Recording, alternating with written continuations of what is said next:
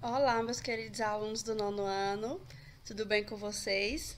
Espero que esteja todo mundo bem, né? Como vocês já sabem, aqui é a professora Rara, da disciplina de Filosofia, e nós vamos dar continuidade às nossas aulas, sendo essa a aula de revisão, então prestem atenção.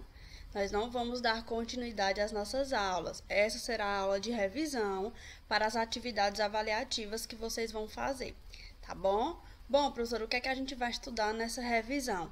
Eu coloquei para vocês três filósofos que são primordiais, né, para entender uma ruptura que acontece na filosofia. Como a gente já tinha falado algumas vezes, né, a filosofia ela é uma disciplina que, como todas as outras, vai ter alterações, vai ter transformações no decorrer do tempo.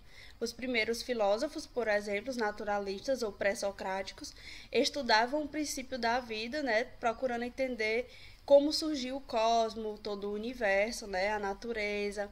Então, a partir disso, eles vão colocar princípios e elementos como a água, o fogo, o ar.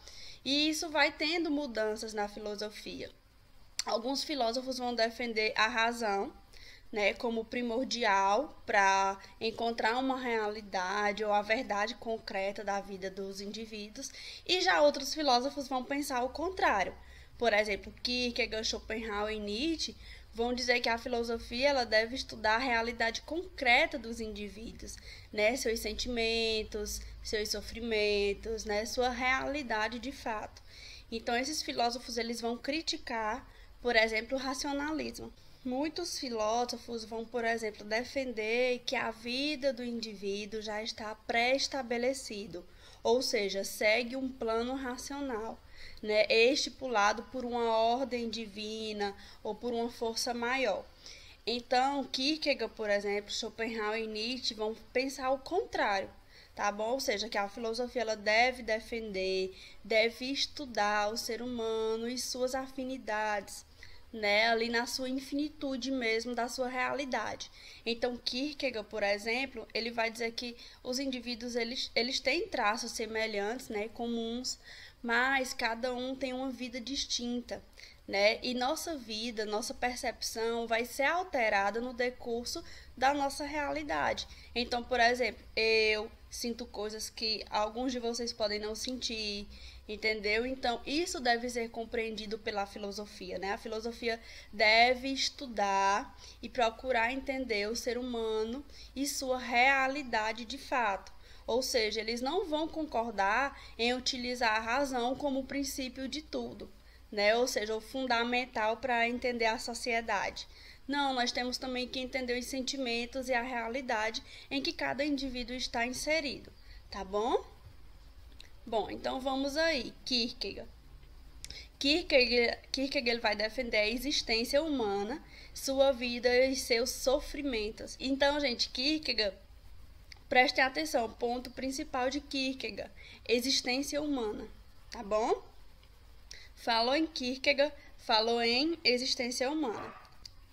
Kierkegaard ele vai discordar da filosofia hegeliana, que é exatamente um dos filósofos que vai defender, né, que o indivíduo, a vida dele segue um plano racional, certo? Ou seja, tudo em nossa vida já está pré-estabelecido. E ao contrário dele, Kierkegaard vai dizer, ó, a vida não tem um plano racional. Professora, por que Kierkegaard vai defender isso? Ele vai dizer que o ser humano ele é responsável por suas escolhas. Lembrem no salto do escuro que eu falei. Então, lembrou? Vocês façam assim, ó. Coloca o nome do filósofo, bota uma setinha, aí bota uma característica dele, bota outra setinha e bota outra característica dele. Não queiram, por exemplo, decorar o que cada filósofo pensa. Não. Coloque uma setinha, botando os principais objetivos de cada filósofo, né? Fazendo um desenho que fica melhor de vocês compreenderem e de fato aprender cada filósofo, tá bom? Não é difícil, é só vocês não quererem decorar. Porque quando vocês decoram, daqui a 2 dias, 3 dias, você já tem esquecido por completo, tá bom? E é muito importante entender esses filósofos, tá? Bom, então, professor, o que seria esse salto no escuro de Kierkegaard? Gente, é só vocês pensarem. Salto no escuro. eu subi em uma plataforma e subi numa plataforma à noite, não tem nenhuma luz. Quando eu pulo, eu não sei onde eu vou cair, eu não sei o que é que vai acontecer comigo. Então seria exatamente isso. Kierkegaard ele vai dizer que nossa vida, ela não está pré-estabelecida, ela vai acontecer de acordo com as nossas decisões. Então os indivíduos, eles têm múltiplas possibilidades. Eu posso escolher estudar ou não estudar, mas cada uma vai refletir em uma realidade diferente, distinta, né? Então seria isso. Por exemplo, hoje eu vou comer bolo, hoje eu vou comer salada, eu vou ter uma vida mais saudável. Cada uma vai refletir na minha realidade. Então a vida do indivíduo não está pré-estabelecida como defendia, por exemplo, a filosofia hegeliana, tá bom? Então o Kierkegaard vai defender isso. Nós não temos uma vida pré-estabelecida. Nem toda a vida do indivíduo existe um plano racional, ou seja, a razão não é aí um primordial para entender toda a realidade do indivíduo. Como vai dizer Schopenhauer, ela é apenas uma das características do ser humano. Tá bom? Então vamos continuar. Diante de tudo isso, Kierkegaard ele não vai ser bem visto no período em que ele escreve, só depois, no outro século, aí no século XX, é que alguns filósofos, estudiosos vão começar a ler novamente ou reler, né, seus trabalhos e vão começar a dizer, interessante. A partir disso, por ele dar muita importância à existência humana, ele vai ser considerado um dos fundadores, né, um dos principais filósofos da escola chamada existencialismo, tá bom? Então, pontos primordiais de Kierkegaard: existência humana, salto no escuro, ou seja, nós não sabemos o que vai acontecer em nossa vida. E exatamente por não saber o que vai acontecer em nossa vida é que torna a vida do indivíduo aí com aflições, angústia, né? Ou seja, eu posso seguir a profissão A ou a profissão B. Uma pode me levar ao sucesso e a outra ao fracasso. Então, por o indivíduo saber que isso pode acontecer, acaba refletindo em sentimentos que fazem mal ao indivíduo, como a angústia, a tristeza, a aflição. Então, o que eu vai dizer é que a vida do indivíduo está repleta desses sentimentos, né? Então, por isso que é importante a filosofia compreender a vida concreta dos indivíduos, certo? Vamos dar continuidade aí. Schopenhauer também, eu adoro esses filósofos que são contra o racionalismo. Não que eu não defendo o racionalismo, né? É muito importante, mas, por exemplo, nós sabemos que os seres humanos, ele têm instintos, né? E é isso que Schopenhauer vai dizer, tanto Schopenhauer como Nietzsche. O indivíduo muitas vezes faz coisas sem pensar, né? E isso reflete na sua vida. Por exemplo, eu tô chateada com uma amiga minha ou com algum familiar. Às vezes a gente fala coisas sem pensar, né? Então isso acontece na vida do indivíduo, ou seja, o meu cotidiano ele não segue um plano racional. Eu vou fazer tal coisa, deixa eu pensar aqui o que é que isso pode refletir, né? Então a gente não tem sempre o ato de raciocinar ou compreender as coisas antes de fazer, né? Vocês sabem disso. Então Schopenhauer, Nietzsche e Kierkegaard estão falando disso. Tá bom? Schopenhauer, ele acreditava na existência. Agora, prestem atenção nos pontos desse filósofo, tá, gente? É importante vocês puxarem aí os ganchos, né, de cada filósofo. Bota o nome dele e bota setinhas e vai colocando, que isso é mais fácil de vocês compreenderem cada filósofo. Não procurem ficar decorando, que em um momento vocês vão esquecer. Então, gente, para Schopenhauer, essa existência, né, essa força, ela abarca tudo. A natureza, os animais, os seres humanos, tudo por completo, tá bom? Então, ela é aí uma essência íntima do universo, tá? Só que essa vontade, ela é cega e irracional.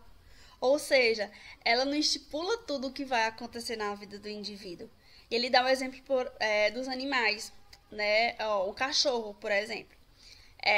Quando ele morde o seu dono, a sua dona, ele não planejou aquilo. Foi apenas uma ação ali de momento, né? Não foi um plano racional. Eu vou morder meu dono porque ele não me deu o que eu queria hoje. Não é assim. né? Então, por isso que Schopenhauer disse, ó, o ser humano ele também tá repleto dessa vontade irracional.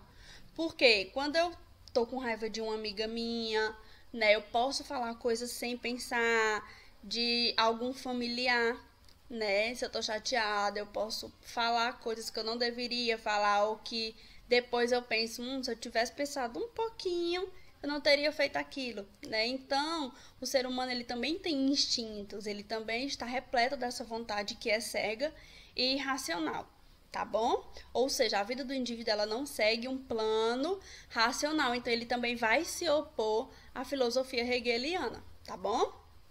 Bom, Schopenhauer ele foi influenciado por filósofos como Platão e Kant. Quando eu falo de Platão, eu estou falando aí da teoria da caverna. Lembrem um pouco que Platão ele vai defender que o mundo ele está repleto de duas realidades: a realidade sensível e a realidade inteligível. Mas a gente só encontra a parte perfeita, né, a realidade de fato, através do inteligível. O sensível é apenas representações da parte perfeita, da parte inteligível. Então nota que Platão ele fala de representação e Schopenhauer ele também vai falar disso. Então Schopenhauer ele lê Platão e Kant, né? E ele vai utilizar também dessa representação, tá? Mas então ele pensa igual a Platão? Não. Ele vai pegar a parte da representação, ou seja, a nossa vida. Schopenhauer ele vai dizer, mais na frente eu vou comentar com vocês direitinho. Schopenhauer ele vai dizer, ó, a vida de fato ela é uma representação, né?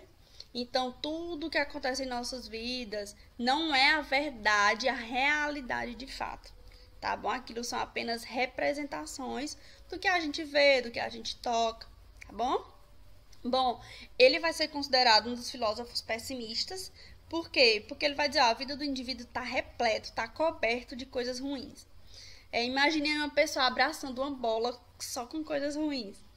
Schopenhauer ele pensava exatamente dessa forma, né? Então ele vai discutir sobre a dor, como a vida das pessoas podem ser trágicas, né?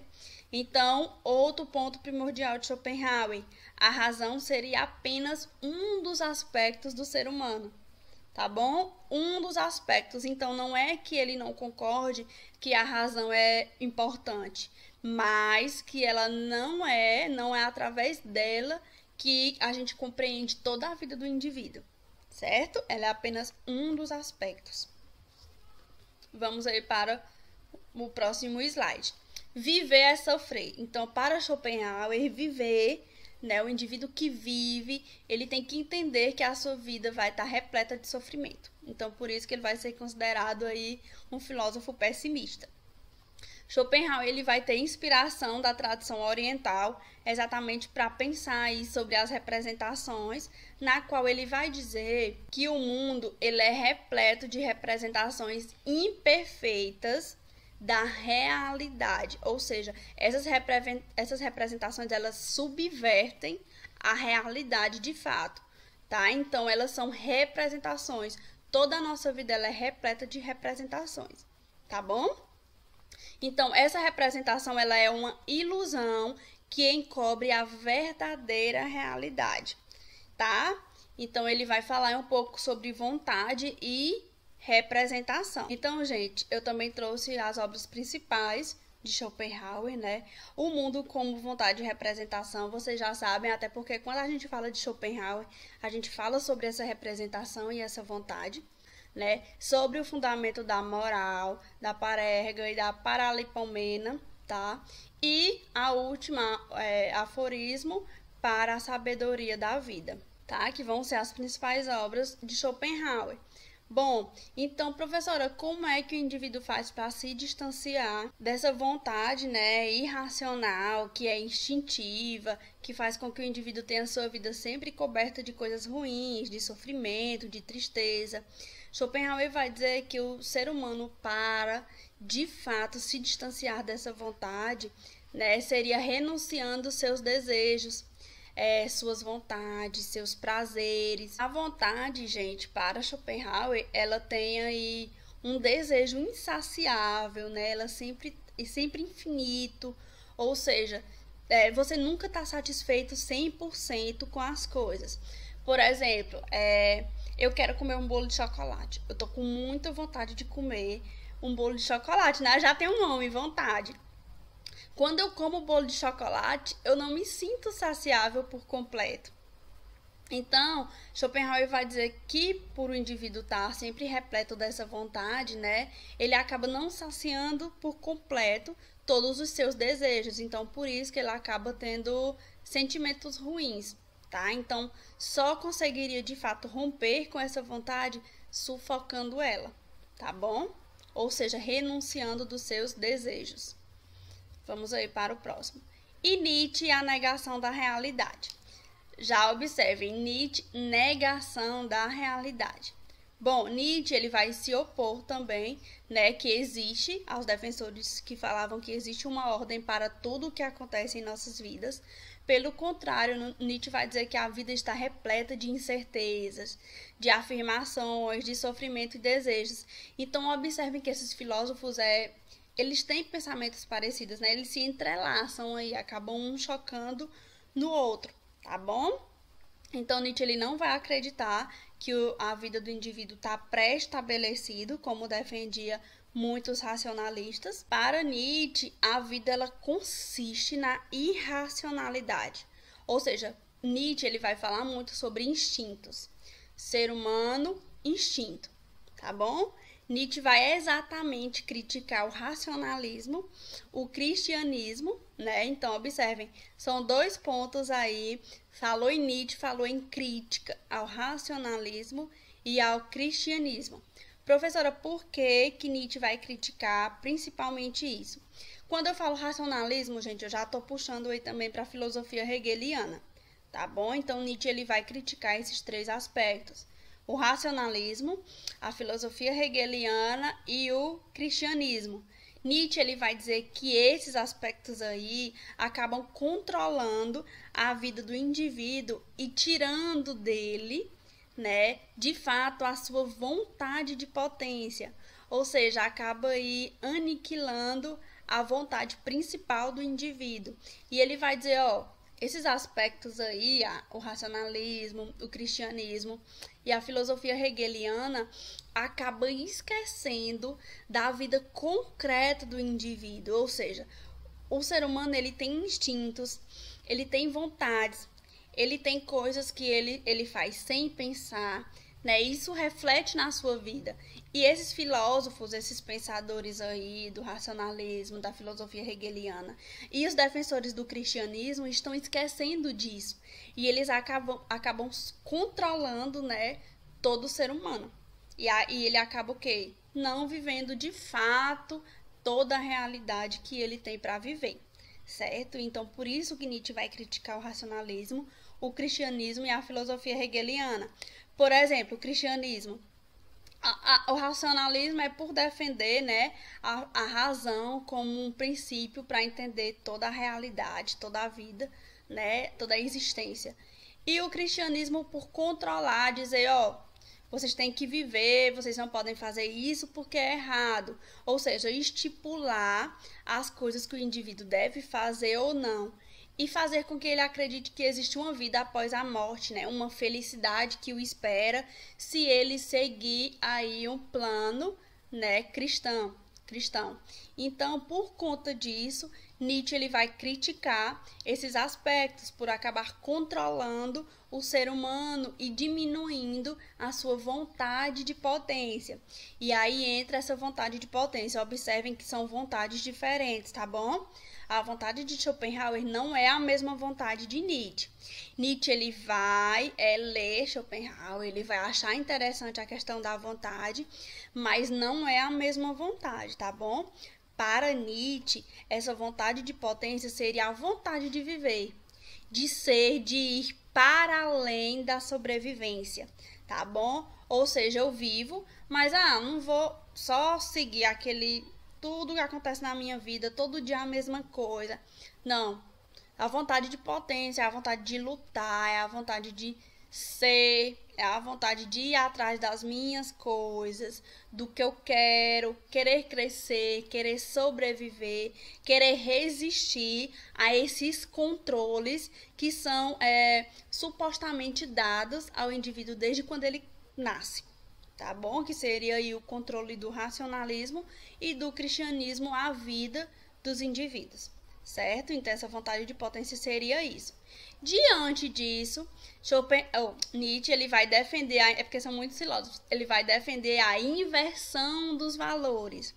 Ou seja, inversão já está dizendo, né? Romper, subverter esses valores, tá bom?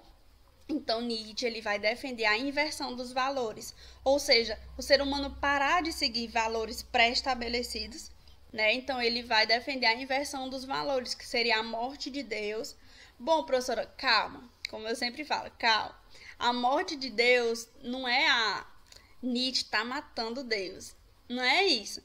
A morte de Deus para Nietzsche é o indivíduo ele entender que ele tem que parar de ser controlado por valores, por dogmas, por tudo que o controla, tá? Que controla seus instintos, que controla suas vontades. Então, por conta disso, ele vai falar da morte de Deus e o surgimento do super-homem. Esse super-homem é a pessoa que começa a entender que ele não precisa ser controlado por esses valores, né? E que começa a ir para além disso. Tem vontade de viver, vontade de potência, né? Potência está dizendo o quê? Já crescer, né? Então, ele para de ser seguido, de controlado por esses valores e começa a seguir seus instintos. É só vocês lembrarem do super-homem, né? Super-homem é uma pessoa aí que defende as pessoas, que vive a vida. Então, é o ser humano que começa a desfrutar, de fato, das suas vontades, dos seus desejos. Então, esse seria o surgimento do super-homem, né? É uma nova constituição do ser humano, certo? E aí eu trouxe alguns memes para vocês, eu gosto de memes. E aí tem esse de Nietzsche. Vou escrever um livro. Depois que ele escreve o livro, oi Deus, matei você de novo. Por quê? Porque Nietzsche, lembrem sempre, Nietzsche, ele vai tentar romper com tudo, né? Todos os aspectos, todos os regimes, todos os valores que oprimem, né, os instintos do ser humano, seus desejos, sua vontade de fato.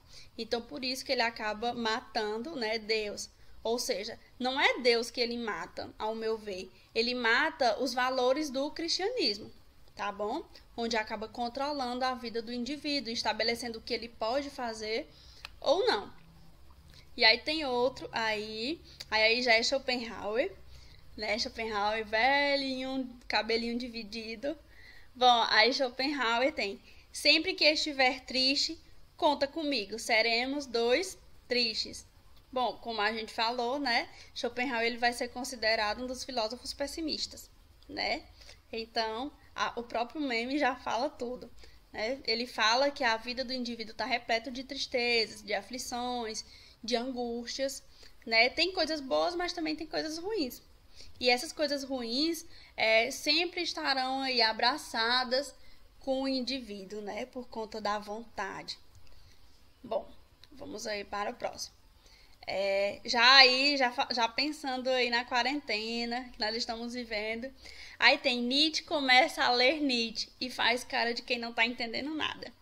É muito normal as pessoas começarem a confundir, a dizer, Maria, Nietzsche é difícil. Mas o ponto primordial de Nietzsche, gente, é esse. Nietzsche, ele procura romper com tudo que controla o indivíduo, né, com valores, certo? Então, falou em Nietzsche, falou em inversão de valores, subversão de valores, de dogmas, de tudo o que estabelece ao indivíduo que ele deve fazer, tá bom? Próximo. Por vezes as pessoas não querem ouvir a verdade, porque não desejam que suas ilusões sejam destruídas. Então, observe aí como Nietzsche fala que o indivíduo ele acaba gostando de viver diante de ilusões, né? Ou seja, de uma vida fantasiosa. Então, por isso que ele acaba rompendo, né, com o plano racional, também com o cristianismo, por estipular e dizer a vida do ser humano é linda, porque ele tem uma vida após a morte. E ele vai dizer, não, deixa o ser humano viver, entender que a sua vida não tem um plano racional, que a sua vida vai ter coisas ruins, vai ter coisas boas, e que cabe ao indivíduo aproveitar a vida dele, tá bom? Bom, o homem, ele é só um equívoco de Deus, ou Deus apenas um equívoco do homem. E aí notem novamente a crítica, né, de Nietzsche em relação a Deus, em relação ao cristianismo. Então ele faz essa pergunta, será que o homem é o equívoco de Deus, né? Deus fez o homem aí e se arrependeu? Ou será que Deus é um equívoco do homem, né? Onde um dogma, valores acabam estabelecendo aí um ser divino, criador de tudo, e que estipula ao indivíduo o que é certo, o que é errado, como é que ele faz para ter uma vida após a morte, né? Encontrar de fato a felicidade, seguindo valores.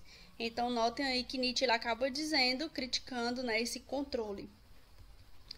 Bom, minha felicidade tem 15 letras. Minha felicidade. Lá vem Schopenhauer, né, gente? E aí diz, o que esperavam? Algo romântico? Não, amigos, a vida é triste e cruel. Lembram que a gente falou, né, que Schopenhauer ele vai dizer a vida do indivíduo está repleto de coisas ruins, porque ele sempre tem desejos insaciáveis, né, por conta de uma vontade que é irracional. Então a vida do indivíduo não é linda, não é feliz, então cabe a ele aceitar de fato isso. Então falou em Schopenhauer, falou em pessimismo, falou em tristeza, né? Então notem aí que ele fala, minha felicidade. O que esperavam? Algo romântico? Não, amigos. A vida é triste, a vida é difícil, né? Bom, quando a pessoa diz que é feliz, mas você leu Schopenhauer, né? Então, eu trouxe esses memes para ver se realmente fica aí na cabecinha de vocês sobre esses filósofos. Bom, e aí para finalizar a Kierkegaard, né? A vida não é um problema a ser resolvido, mas uma realidade a ser vivida. Então notem aí que Kierkegaard ele vai falar, né, como todos os outros filósofos que nós estudamos nessa aula, que a realidade ela tem que ser vivida de fato, né, gente? Independente do que a gente sente. Nós temos sim momentos felizes, momentos tristes, mas o indivíduo ele tem que viver, né? Então são filósofos que trazem de fato a realidade do indivíduo, né? Eu acho que esse é o último. Ah, e tem esse aí de Schopenhauer, que a gente finaliza. O homem é livre para fazer o que quer, mas não para querer o que quer. Então, observem, nem tudo que a gente quer, a gente vai conseguir. Então, o indivíduo ele tem que perceber isso. Porque quando ele não compreende esses fatores, ele acaba tendo uma vida infeliz, né? Porque a gente cria toda uma expectativa em relação a algo e a gente acaba se frustrando, né? Então, é disso que Schopenhauer está dizendo. O homem ele é livre, né, para fazer o que quer, mas não para querer o que quer. Nem tudo que a gente quer a gente consegue. Então, o indivíduo ele tem que perceber isso. Quando ele diz sobre isso, ele está falando sobre sufocar a vontade, sufocar seus instintos, entender que ele é livre para fazer suas escolhas, né? Mas nem tudo que ele quer ele vai conseguir, tá bom, gente? Então é essa a nossa aula de hoje, espero que vocês tenham gostado. Para mim é uma das aulas melhores, quando a gente fala sobre cada filósofo, porque são filósofos que muitas vezes se entrelaçam ou se rompem, né? Um pensa diferente do outro, distinto um do outro. Totalmente. Por exemplo, esses filósofos eles vão criticar aí a filosofia hegeliana, né? Que existe um plano racional na vida dos indivíduos. Mas, ao mesmo tempo, eles se chocam, né? Quando a gente fala de Schopenhauer, de Kierkegaard e de Nietzsche, são filósofos que vão criticar esse plano racional e que vão falar de instintos e de desejos, né? De cada indivíduo. Então, gente, é isso. Assistam às aulas e puxem aí, leiam o livro, tá bom? Por favor, não esqueçam do livro de vocês também. Então, coloca o nome de cada filósofo e vai puxando, tá bom? Sobre cada um. Não precisa decorar a data, tá? Eu não quero que vocês decorem, eu quero que vocês entendam. Então, eu não vou colocar na atividade avaliativa coisas que eu sei que vocês vão só decorar, tá bom? Eu quero que vocês realmente entendam cada filósofo, por que eles são importantes na atualidade, né? Então é isso, gente. Beijo, estou morrendo de saudade de vocês. Espero que esteja todo mundo bem. E qualquer dúvida pode mandar mensagem, tá bom? Tchau.